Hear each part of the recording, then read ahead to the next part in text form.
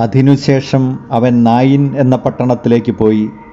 ശിഷ്യന്മാരും വലിയൊരു ജനക്കൂട്ടവും അവനെ അനുഗമിച്ചിരുന്നു. അവൻ നഗര കവാടത്തിനടുത്തെത്തിയപ്പോൾ മരിച്ചുപോയ ഒരുവനെ ചിലർ എടുത്തുകൊണ്ടുവരുന്നത് കണ്ടു. ഒരു വിധവയുടെ ഏകപുത്രനായിരുന്നു അവൻ. പട്ടണത്തിൽ നിന്ന് വലിയൊരു ജനക്കൂട്ടവും അവളോടൊപ്പം ഉണ്ടായിരുന്നു. അവളെ കണ്ട് മനസ്സലിഞ്ഞ് കർത്താവ് അവളോട് പറഞ്ഞു, കരയേണ്ട. അവൻ മുന്നോട്ട് വന്ന് ശവമഞ്ചത്തിന്മേൽ തൊട്ടു. അത് വഹിച്ചിരുന്നവർ നിന്നു.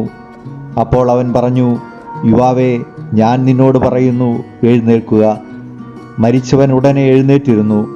അവൻ സംസാരിക്കാൻ തുടങ്ങി. യേശു അവനെ അമ്മയ്ക്ക് ഏൽപ്പിച്ചു കൊടുത്തു. എല്ലാവരും ഭയപ്പെട്ടു. അവർ ദൈവത്തെ സ്തുതിച്ചുകൊണ്ട് പറഞ്ഞു, ഒരു വലിയ പ്രവാചകൻ നമ്മുടെ ഇടയിൽ ഉദയം ചെയ്തിരിക്കുന്നു. ദൈവം തൻ്റെ ജനത്തെ സന്ദർശിച്ചിരിക്കുന്നു. അവനെപ്പറ്റിയുള്ള ഈ വാർത്ത യൂദയ മുഴുവനിലും പരിസരങ്ങളിലും പരന്നു. നമുക്ക് പ്രാർത്ഥിക്കാം.